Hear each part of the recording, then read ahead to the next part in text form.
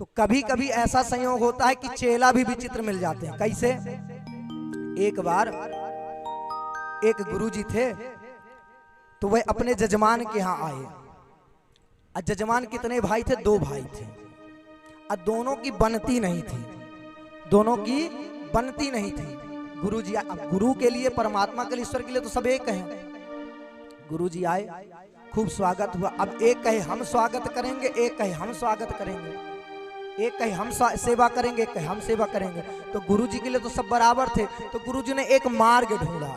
क्या मार्ग ढूंढा? गुरुजी बोले कि बच्चों एक काम करो, मैं लेट जाता हूँ, एक पांव की चरण सेवा तुम कर दो, एक पांव की चरण सेवा तुम कर दो। सो गुरुजी थके हारे थे, बनारस से आए हुए थे, नींद लग गई। अब दोनों ने गुरुजी की चरण सेवा करना शुरू कर दिया। चरण सेवा करते करते गुरुजी को नींद आ गई।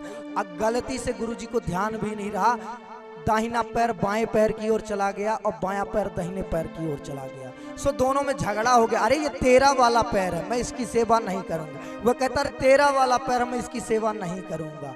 सो दोनों में झगड़ा हो गया। ले आए बढ़िया बढ़िया डंडा, बोले ये अपना पैर हटा लो, वो बोले अपना पैर हटा लो। सो लोग दोनों ने लगे गुरुजी के चरणों में डंडा देने, ये तेरा पैर है, मैं इसकी सेवा नहीं करूंगा। वो कहते तेरा।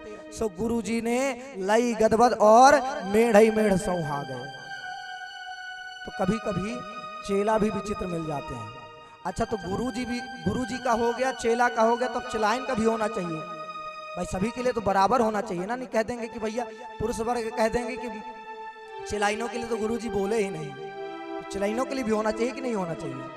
अच्छा, तो कभी कभी चेलाइन भी बड़ी विचित्र मिल जाती है। कैसे? एक बार गुरुजी ने संदेशा भिजवाया कि मैं आ रहा हूं।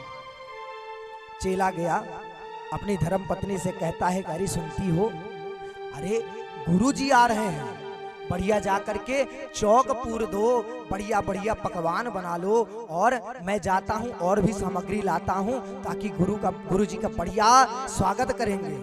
वो चला गया सामग्री लेने। अब ये विचार करने लगी, बैठ गई, विचार करने लगी। गुरुओं जी को आना था तो इसी माघई में आना था।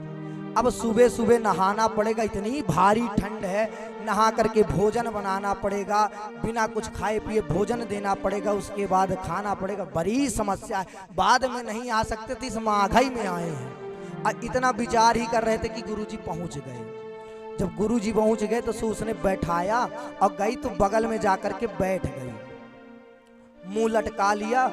और क्या करती कि एक बार गुरुजी को देखती, अब पास में टगी हुई एक तलवार थी, तो एक बार गुरुजी को देखती, एक बार तलवार को देखती, एक बार गुरुजी को देखती, फिर तलवार को देखती। गुरुजी ने बहुत देर से देखा, सोचे बात क्या है। उसने पूछा क्यों आप बार बार उसको क्यों देख रही, तलवार को क्यों देख रही? उसने कहा क्या बताएं गुरुजी, बाजार गए हैं, अब कह के गए हैं कि गुरुजी आएंगे तो इसी से स्वागत करेंगे। गुरुजी ने विचार किया अब यहाँ रुकना उचित नहीं है। सो गुरुजी ने उठाया कमंडल और लगे दौड़ लगाने। सो इतने में आया चेला, आया बाजार से, बोला अरे अभी तक चौक नहीं डाली, अभी तक तैयारी नहीं की, अभी तक पकवान नहीं बनाया, गुरुजी आते ही होंगे, नाराज हो जाएंगे। उसने कहा आ गए। अरे कहाँ है गुरुजी? चले गए। अरे चले गए? क्यों चले गए?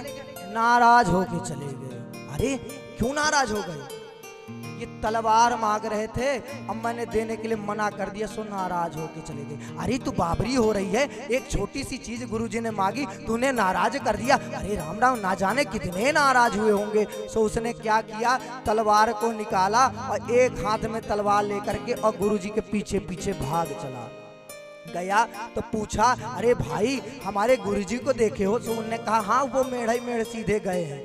सो उसने दौड़ लगाई और देखा कि गुरुजी चले जा रहे हैं, तो आवाज लगाता है ओ गुरुजी रुकिए तो जरा। गुरुजी पीछे मुड़ करके देखे कि एक हाथ में तलवार लिया, सो समझ गए आज बच पाना मुश्किल है। गुरुजी और तेज दौड़े। इसने सोचा पक्का बहुत ज्यादा नाराज है। बोला अरे ओ गुरुजी, नहीं रुकना है तो मत रुकिए, और तलवार घुमाया और कहता है कि नहीं रुकना है तो मत रुकिए, ये कम से कम अपनी तलवार तो लिए जाइए। जोर से तलवार फेंका है सो गुरुजी के चरणों के पास तलवार आई है, गुरुजी के प्राण निकलने से बच गए। गुरुजी ने दंड कमंडल छोड़ा है और तेज से लगाई दौड़। बोलो राधे राधे।